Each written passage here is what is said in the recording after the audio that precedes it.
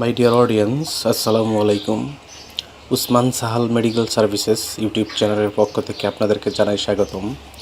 আশা করি আল্লাহর রহমতে আপনারা সবাই ভালো আছেন।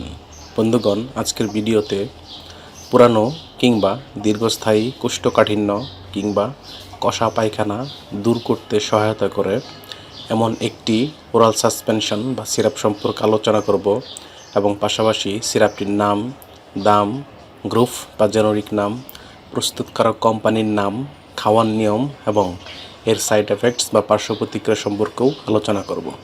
তবে ভিডিওটি শুরু করার আগে আপনাদের প্রতি অনুরোধ, আপনি যদি আমার চ্যানেলে নতুন হয়ে থাকেন তাহলে অবশ্যই চ্যানেলটি সাবস্ক্রাইব করে লাইক, কমেন্টস এবং শেয়ার করবেন। বন্ধুগণ, বড়দের কিংবা বাচ্চাদের অনেক সময় পুরানো কিংবা দীর্ঘস্থায়ী কোষ্ঠকাঠিন্য হয়ে থাকে বা পায়খানা কষা হয়ে থাকে। এসব সমস্যার সমাধানের জন্য আমরা অনেক সময় বিশেষজ্ঞ ডাক্তারের শরণাপন্ন হই এবং বিশেষজ্ঞ ডাক্তারগণ তাদের পরামর্শপত্রে যে ওরাল সাসপেনশন বা সিরাপটির কথা লিখে থাকেন তার নাম হলো সেরিলোস ওরাল সলিউশন। এটির গ্রুপ বা জেনেরিক নাম হলো ল্যাকটোলোজ এবং এটির উৎপাদনকারী প্রতিষ্ঠানের নাম হচ্ছে বেক্সিমকো ফার্মাসিউটিক্যালস লিমিটেড। সেরিলোজ ওরাল সলিউশন, যেটি 100 ml বোতল, সেটির দাম মাত্র 130 টাকা।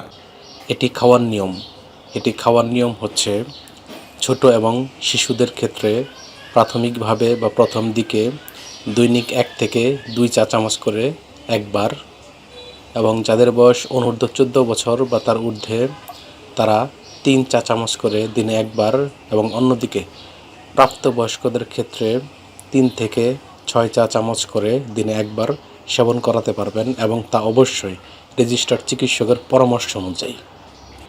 কেননা রেজিস্টার্ড চিকিৎসকের পরামর্শ ছাড়া কোনো ধরনের ঔষধ সেবন করা উচিত নয়, এতে মারাত্মক ক্ষতি হতে পারে।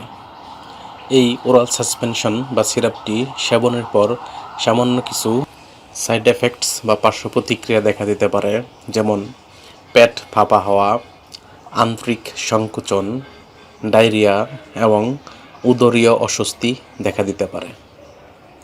গর্ভাবস্থা এবং স্তন্যদানকালীন সময়ে এটি খাওয়া যাবে কিনা সেটির পরামর্শ অবশ্যই চিকিৎসকের পরামর্শ অনুযায়ী খেতে হবে। এই ঔষধটি বা সিরাপটি আলো ও তাপ থেকে দূরে ঠান্ডা এবং শুষ্ক স্থানে রাখতে হবে এবং অবশ্যই শিশুদের হাতের নাগালের বাইরে রাখতে হবে, এবং ঔষধ কেনার পূর্বে অবশ্যই এর উৎপাদন তারিখ এবং মেয়াদ উত্তীর্ণ তারিখ দেখে নিতে হবে। ধন্যবাদ।